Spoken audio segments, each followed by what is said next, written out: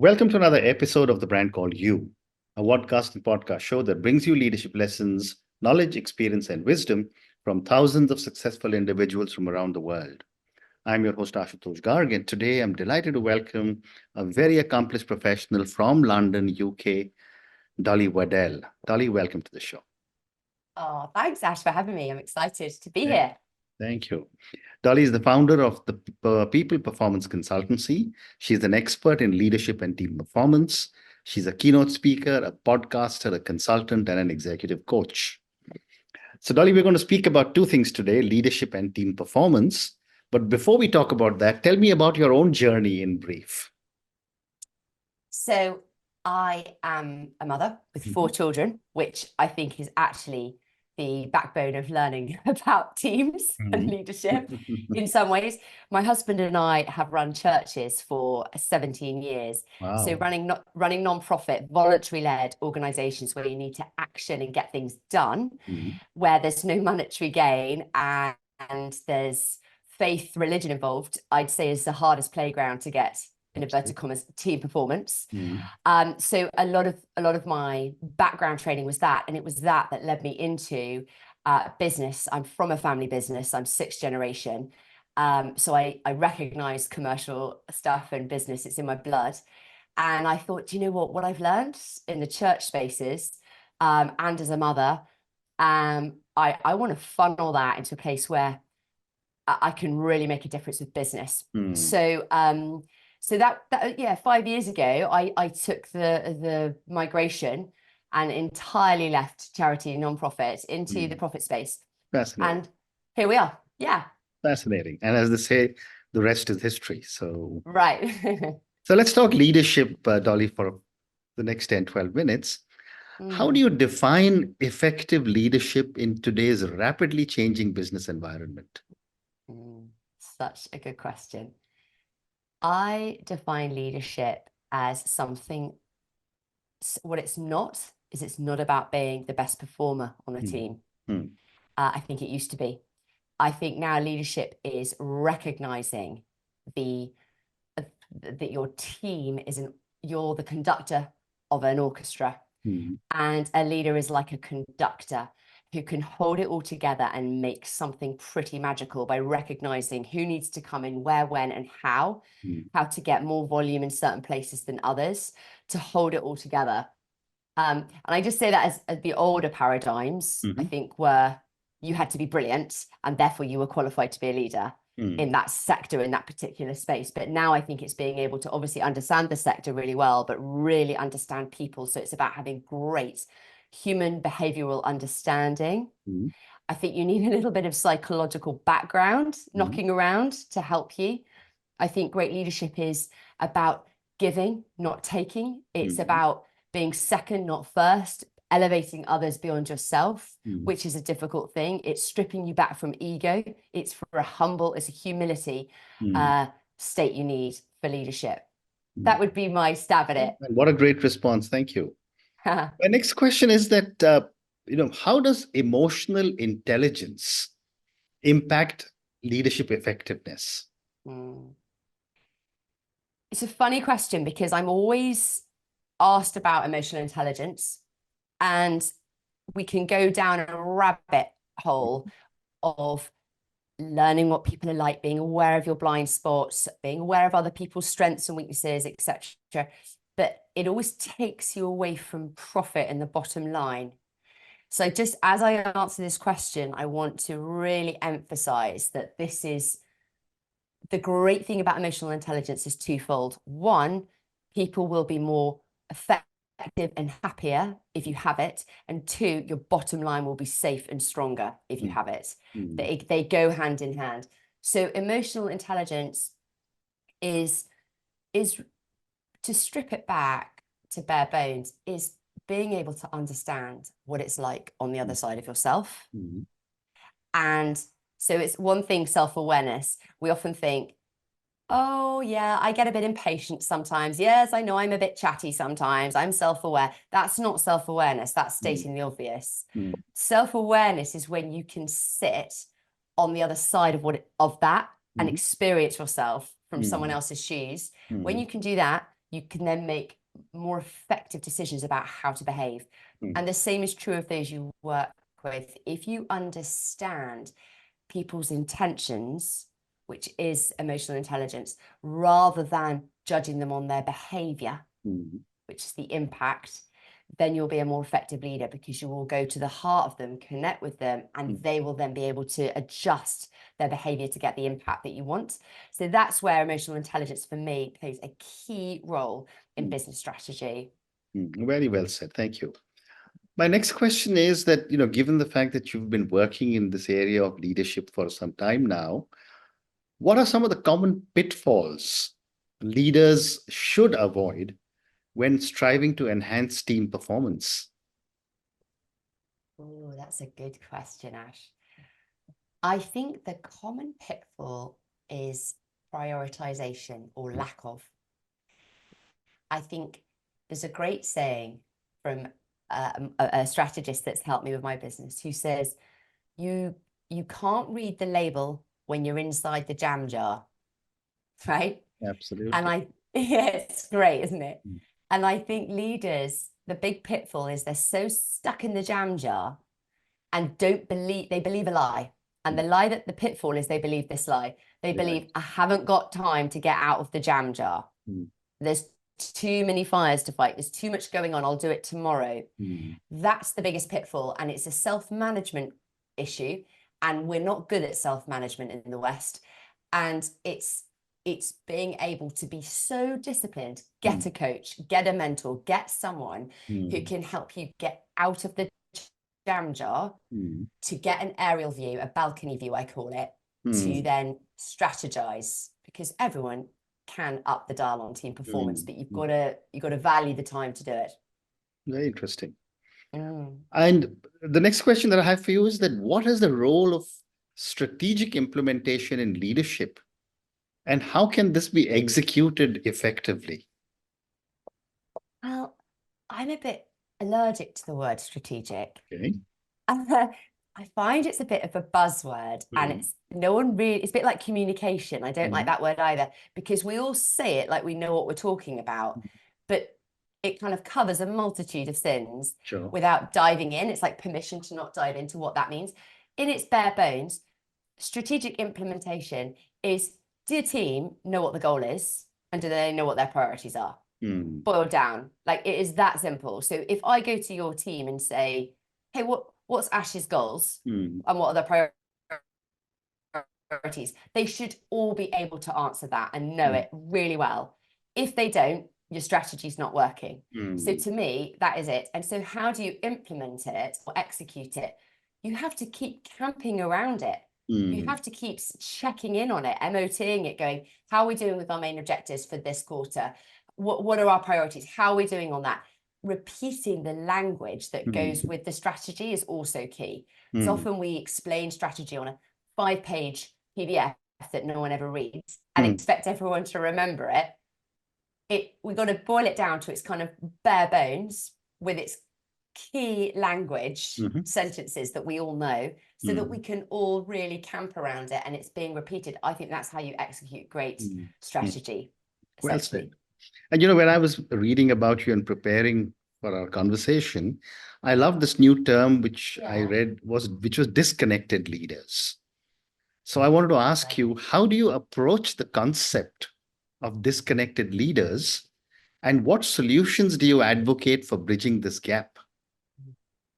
Well, it's a bit like, Alcoholics Anonymous, AA, I feel like I want to say, hi, I'm Dolly and I am a disconnected leader. Like I know it is a very common state. And I'm nodding back now to that being in the jam jar, can't read the label comment, because we are so busy being busy with the torrent of technical demands upon us. We don't switch off, and we're not relationally connected like we were 40 years ago, because our connection is now through devices and mediums, and it breaks that part of connection. And we're all evolving in this space. It's not a criticism it doesn't have to be good or bad. It's just that's how we're evolving with connection. And I I think as a result of being so busy with being busy, we are actually fundamentally quite disconnected from ourselves. So if I was to say to, execs that I work with, what are the 3 biggest priorities in your life right now and why? It's funny, they don't always know. And why don't they know? There's a disconnection from themselves. Or I meet people who constantly want to have goals to like run a marathon or get fit or make lifestyle changes, but they don't. Why is that? I think it's because they're disconnected from themselves. Right. Because rather than being connected with that need and that want, they are filling that need and want with time being busy on screens, on devices, in virtual states. So to be a connected leader actually is a difficult discipline in this Western world, but I think it comes from getting into nature, getting outside without earpods on and listening to things. So there's an exercise I do with people, which might sound really kind of mumbo jumbo, whatever. I promise you, it's a helpful exercise. It's called the 5, 4, 3, 2, 1. And I say to someone, and this is a practice you can all do today onwards, make it part of your life. When you feel disconnected, when you feel stuck in the jam jar, just sit for a moment. This will take you 3 minutes. Sit for a moment and look around your room, be aware of your breathing, just be centered, and then say out loud 5 things you can see. Okay, so I would do it now. I would go laptop, pen, book, phone, plant pot. Okay, then I say the 4 things you can hear. This takes some discipline to like, what can I actually hear? So I can hear you nodding, I can hear my voice, I can hear a vibration from my microphone, and I can also hear another little white noise in the background. I hope the sound's going to be all right, Ash. So those are 4 things. 3 things that you can touch, or feel. So I can feel my chair, I can feel my top, I can feel my hand on my armrest. 2 things you can smell, and finally 1 thing you can taste. And the point of this exercise is that if you do it with someone or do it with yourself and have a bit of reverence for it, it brings you into a place. Not everything's fixed. You won't be fully connected to yourself to then connect with everyone else. But if you can practice something like that, go for a walk in nature as a preventative, as a medicinal preventative, you will be more grounded. Your adrenaline, your cortisol will be more grounded. And that is where you find the ability to be present. And it's when we're present, we can connect with the one in front, with ourselves, with our children. And we can then have more agency to make choices, the right choices in the moment. Oh, wonderful. And what a great exercise. I'm going to ask all our viewers and listeners to listen to these 5, 5, 4, 3, 2, 1 exercise and try it out yourself. I'm certainly going to try it out. So, Dolly, my next question to you is that how do you think leadership styles need to evolve to address the challenges of remote and hybrid work environments, which seems to have become a norm now after COVID? Oh, we are all asking this question. Hey, Ash, it's a big one. I think I don't have a really clear-cut answer on this because I too am exploring this. Okay. I think that because of hybrid working, our relationship with our leaders needs to change. So I know it already is in the world. We're moving away from hierarchical structures into slightly more matrix structures, self-management structures. But I think that self-management structures, i.e. little sort of groups of working groups together, looking for organic opportunities to work together, is probably where we're heading. But I think if you're a leader, what we need to be doing is really going after helping people self-manage. So Stephen Covey talks about this in his 8th Habit, a book that's come out not long ago.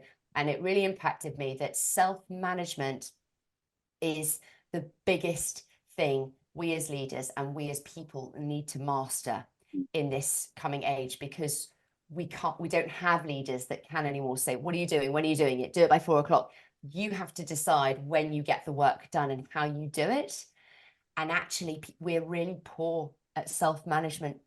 People are getting more depression.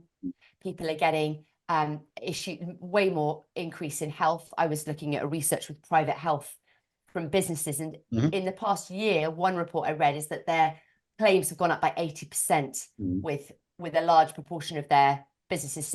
So premiums have gone right up for businesses with health insurance. Why is that? Right. I think it's about this health. I think it's about this self-management. Nodding back to 5, 4, 3, 2, 1, going for walks. We don't know how to do it. So I think leaders now need to think of well-being as strategic. So it needs to come out of the strategy budget, not out of a token side budget that's for well-being. It is strategy for business. You've got to have a good strategy if you want your assets to get your money's worth out of them and for them to go the distance, as well as caring for them, which is a human prerogative. Yeah. Well said. So let's move to another part of our conversation, which is on team performance. My first question is, what are the key indicators of a high-performing team? So I would say, if I walk into a room, a team where they are, what's the energy like, would be my first thing of like, I will know when I walk in how high performing it is. And that doesn't mean they'll all be fun and laughing. It just means there will be an energy in the room that is contagious. So how do you get that? Well, I think there's transactional stuff to consider in a high performing team and transformational. So the transactional stuff is, does everyone know what the vision is, the goals, the strategy? Does everyone know what, like Jim Collins talks about, you got to know which bus, not only have you got to get on the right bus in your team, but you got to sit on the right seat on the right bus. Does everyone know what seat they're in and what they're bringing? So does everyone know that, their goals? Do they know their roles? Do they know what processes there are for communication, for getting things done? That's all quite transactional. And is the leader making sure quite transactionally, which is quite like telling, like, this is how it is, this is how we do it, this is how we do it.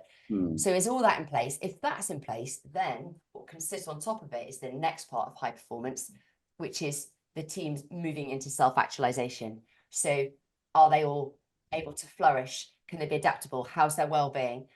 Are they hanging out with their families if they want to? They've got hobbies that they want to. Right. If I see those things, then it means that they're filling up their tank in their life. They have a good rhythm, and therefore they can bring their best selves to work. But if they are not seeing their kids, if they're not doing exercise, if they've got help, overweight, etc., because of poor lifestyle, then your team won't perform as well.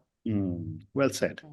And in terms of team performance, and you live in a very, very culturally diverse country, my question is, how important is diversity to encourage really top-class team performance, and what steps should teams take to embrace diversity? I think so. Again, I'm a bit funny with these words because they have these buzzes to them that we all nod along to. People are people, and every single one of us is diverse. And of course, it's a spectrum. We have got some bigger differences with some than others. I think if you're in a team that thinks similarly, whether you're black, white, or something in the middle, whether you're male, female, or something else, whatever it is, if you were all similar in nodding to each other and going, good point, you haven't got much diversity. So it's not a paper exercise. You need to go, and I think diversity is very important when it comes to thought and thinking and being challenged. So I think it's, do you have enough challenge to really poke at your concepts and your ideas to see if they stand the test? So if everyone is a nodding dog in your team, you might have diversity, but if they're still nodding along, you haven't got diversity of thought in the room. So you need to do whatever you can within your team to let people speak up and deal with that. But if everyone is speaking up and it's all pretty similar stuff and we're not really having enough challenge in our room, then I would suggest you go and get consultants or go and get market research that's going to absolutely challenge you. So for me, diversity is so that we are challenged to know if our ideas are robust enough for our customer. Well said. So I have time for 2 more questions for you, Dolly. My next question is, how can teams foster a culture of innovation and continuous improvement? So if I if I was running a big team and I wanted to go after this, here's what I'd do. I'd get my annual calendar out right now, and I would block out straight away 4 days this year, one each quarter. And I would make sure that the morning or afternoon, we got someone in to teach us how to be a bit unusual. For example, a comedian teaching us how to do improvisation, like an improvisation class. Someone coming to teach us a dance class. We can even bring on our partners if we want to. Something that gets us out of business as usual into a space of us stepping out and doing something that we wouldn't ordinarily do, and creating that as a sort of a business strategy. So this is what it is, so that we've got something to nod to each quarter of like, this is what it is. We have to learn to dance with this. This is what it is. We have to learn to improvise, to be a bit more creative, because I think there's not enough growth in business because we're stuck in the jam jar. So we need to get our teams out of it to think about divergent thinking and be creative with thought. Nice. And even in our team meetings, I think inviting, as traditional points, inviting people to come up with the weirdest idea to attach to that, and how can we build on it, or the most unusual, like to really celebrate unusual thought, because I don't think we do. When people say something a bit out there, we're like, how would that work? And we shut it down straight away. And I think that's where the shift needs to happen, is where we go, I love it. We're not going to do that, but I love it. What can we do with that? I love the out there thought. What can we do with it? Because that's innovation, right? Well said. And my last question to you, what advice would you have for teams to maintain momentum and motivation in the face of setbacks or challenges? I think I would, when there's setbacks, often with motivation, we want people to come out going, yeah, like I'm ready to go. Thanks. I'm all set with motivation. But really what that is we want people to have more adrenaline and cortisol. And that won't last very long. So for me, if there's been setbacks, I think it's about checking in with people about what's hurt, what's been hard, so that they feel heard. And it's from when people feel heard, they're able to lay things to rest. Right. And then you can move forward with, okay, what have we learned from this? Almost like, I don't know if you've ever watched 24, that great TV show. Jack Bauer, the main guy, goes on all these missions. At the end of every mission, he has a debrief, right? And I love that idea of, let's debrief difficult setbacks really well. How do we debrief it well? Are there any relationships in our team that need debriefing together to lay it to rest, to come together? Because often we're so fast moving, we're like, I know it was tough, let's move on. But we just sometimes need to have a reverence for, some people get stuck with a setback, and that will pull the whole team down. So mopping up well, and then you can build on what's the next vision, and what are our roles within that? What are we taking with us where we're stronger than we were before? That sort of thing. Very interesting. And Dolly, on that note, I just want to say thank you so much for speaking to me. Thank you for speaking to me about your own amazing journey. I love the way you have transitioned from managing so many places of worship to, which is a not-for-profit, to coaching and leadership support. Thank you for speaking to me about leadership. I loved your jam jar example. If you're inside a jam jar, you can't read the label. That's such a powerful statement to make, and so clearly enunciates what exactly you're referring to. Thank you also for sharing with me the 5, 4, 3, 2, 1 exercise. And finally, thank you for talking about team performance. Thank you for speaking to me, and good luck to you. Thank you. Thank you.